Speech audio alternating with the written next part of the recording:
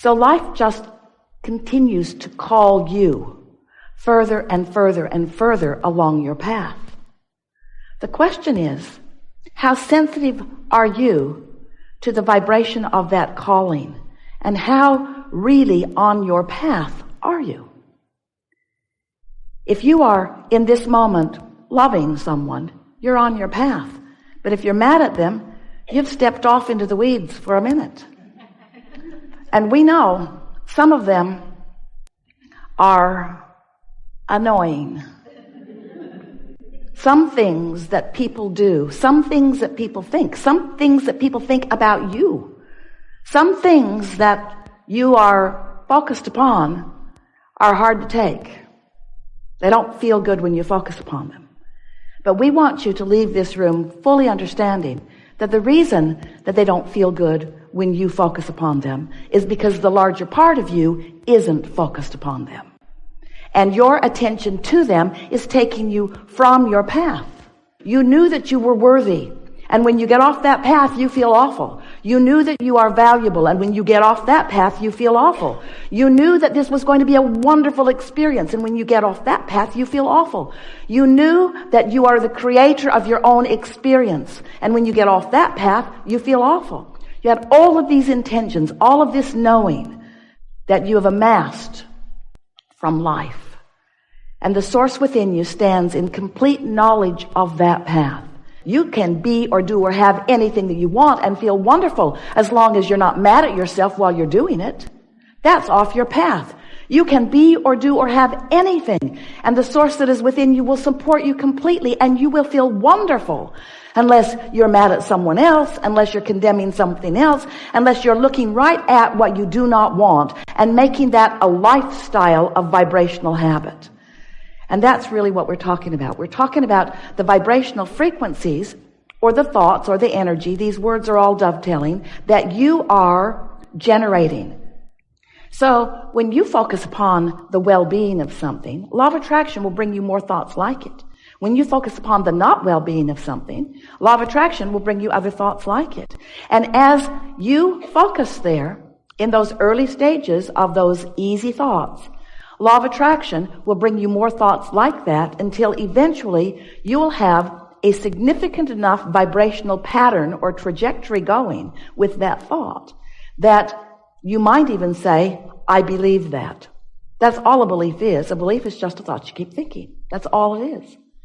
In the early days of interacting with us, Esther argued with us about that. She would say to us, Abraham, but it's true. I know you don't think I should think about it, but it is a true thing. And therefore, doesn't it deserve some of my attention?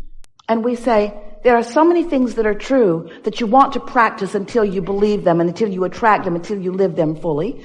And there are some things that are true that you don't feel that way about. Just be discerning. Be a selective sifter. Choose what you think about. But Esther argued, and some of you do too, but Abraham, sometimes I do not think I am choosing this thought. I think this thought chose me. And we say, we know how that feels when you get that momentum going. When you get a certain amount of momentum going, it plays out. The laws of the universe that you know, the laws of physics, you know, it's like that.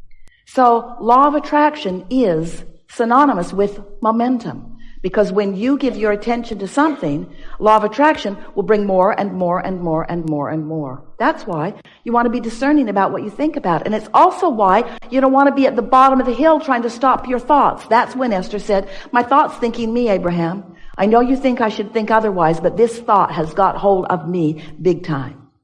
And we say, yes, sometimes it happens that way. And you really want it to happen that way when it's thoughts that are of benefit to you. You really want those thoughts to have hold of you when it's thoughts of your value, of your worthiness, of your worth, of the value and worth of others.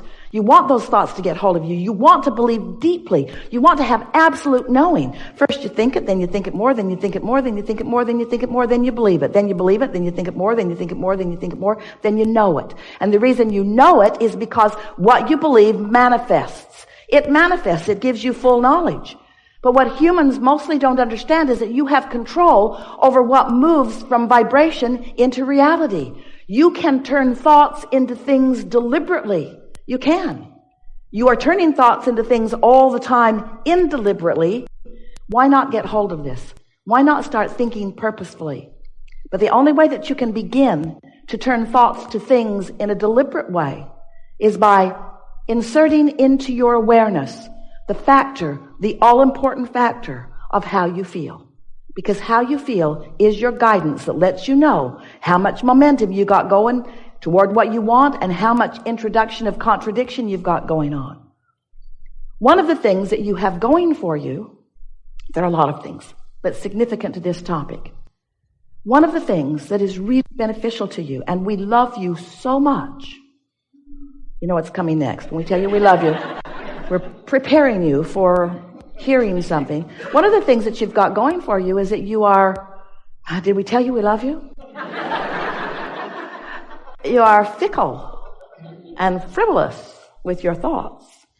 And the advantage of that is you don't get hold of any thought, wanted or unwanted, and stay with it very long.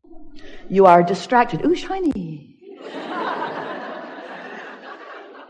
So we want to help you to not freak out about the thoughts that you've been thinking. When we started talking about the science of deliberate creation, you are in the audience going, cancel, trying to suck the thoughts back before law of attraction got hold of it. And we don't want you to be guarded about your thoughts because you're starting right here, right now, and well-being is dominant. We just want you to be more deliberate about the thoughts you think by caring more about how you feel. And it's helpful to understand how it all fits together, isn't it? So, you were source energy and still are, but a large part of you remained in that non-physical place. The largest part of you is still non-physical, while a part of that consciousness is here with you. So here you are in your bodies. You are beautiful. You are brilliant. You are exploring. Contrast all around you, knowing what you don't want, knowing what you do want, and continually adding new preferences to the whole of that which you are becoming. So that non-physical part of you resides in a vibrational reality. We've been calling it your vortex or your vortex of attraction. It's your vortex. It's a vibrational version of you. It's the vibrational version of you of all that you want that has full potential of manifesting fully so that you can see it and hear it and smell it and taste it and touch it, and others can too as they behold you. But in order to be deliberate about that, it's important that you know that there are steps to the process. And the first step is you are launching rockets of desire. You're asking all day, every day. You never stop asking. Don't ask yourself to stop asking. You can't stop asking. The trajectory that we are all on, the trajectory that you are most about, who you really are, why you're here, the environment that surrounds you, the details of the environment that surrounds you, all queued up in order to evoke from you new awarenesses of who you are and what you further want. So don't fight that. Just go with it. You can't stop it. Just let the desire flow forth from you. Step one. Step two is that desire that you have launched becomes part of this vibrational reality that the inner being part of you, the soul part of you, the source part of you, the non-physical part of you embraces fully and becomes in the moment that you launch the rocket. That non-physical part of you is now a reality. And law of attraction is responding to that reality also. So now, there's the you standing in your body thinking what you're thinking about that desire that you launched. And there's the source energy part of you standing in the vortex thinking about that desire that you launched. So there are potentially two different perspectives about that. You getting what we're saying? There's the perspective that knows not only that it's possible, but that it's certain. That's your inner being's perspective. Knowing that the path will unfold, knowing that you will find your way, knowing that it will be really fun going toward it, and knowing that you're going to like it when you get there, but knowing that it's not just getting there that it's all about, it's the journey on the way to it that life is really about. That's what your inner being knows. That's what your inner being knows and bees about the desire that you launch. And here you are in your physical body, maybe not so much knowing so much of that. Because you're usually, if you're like most humans, noticing that what you want has not yet happened. So your awareness is upon where is it? Or how's it going to get here? When's it going to get here? Who's going to bring it? And how's it going to get here? How long is it going to take before it gets here? And why isn't it here yet? And how come that guy's got it and I don't have it yet? And so, as you focus in those ways, you feel the uneasiness, you feel the discomfort, and sometimes you even say, I think I felt better before I wanted that thing that I do not have. And we want you to understand that you got to get over that, and you got to get over that, you got to get over that, you just got to get over that, because you're not ever going to stop launching desires, so you're always going to be creating the gap between what is manifested and what is in the process of being manifested. And if you hold yourself in an eternal pattern of, or even an all-day long pattern, or a week pattern, or a decade pattern, as you hold yourself in patterns of thoughts that disallow these thoughts to turn to things, then you become cynical, then you become ornery, then you become unhappy about others who are not yet offering so much resistance and blocking their own creation.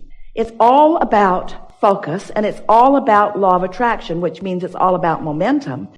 It's about you thinking a thought and law of attraction perpetuating the thought that you're thinking, and you being aware of the thoughts that you're thinking enough that you can feel when the thought that you're thinking is introducing resistance into your equation. And then, just like standing at the top of the hill, you step out in front of it and you think a different thought.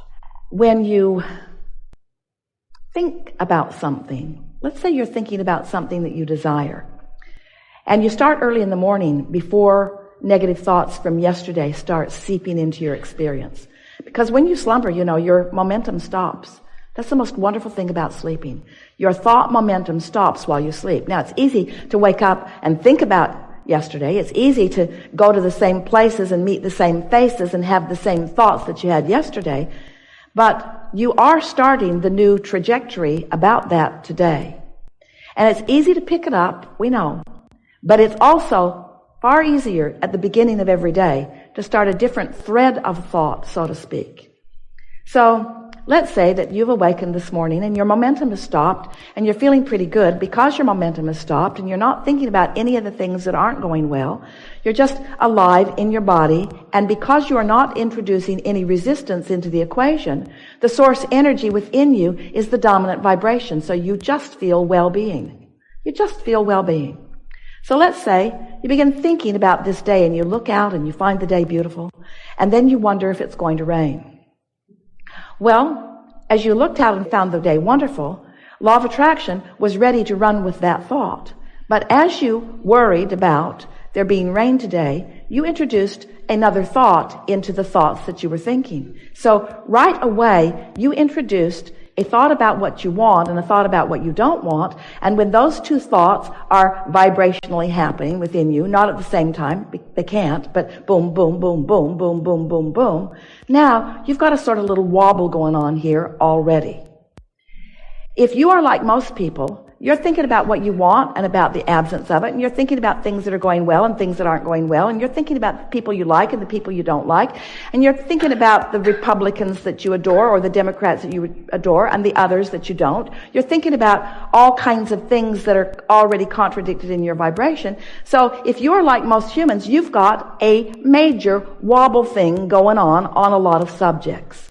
And with that major vibrational wobble, by that we mean point of attraction that is contradicting itself, you're not getting very far toward what you want, because it's like you allow it and then you don't, and then you allow it and then you don't, and then you allow it and then you don't. There's a sort of push and pull happening with you. I want this thing I cannot have. I want to do these things I cannot afford. So humans call that realism. Well, Abraham, of course, I'm just being realistic. And we say, but there is a vibrational realism that we want you to begin to subscribe to. There is a reality, yes, and if you are just looking at what is, your life is just going to continue to be more of what is. Different faces, different places, but essentially the same thing over and over and over again.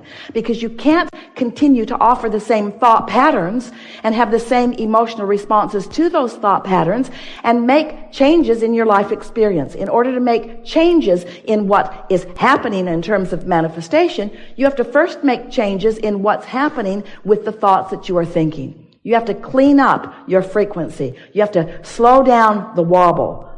And the best way we know of doing that is by beginning early in the day.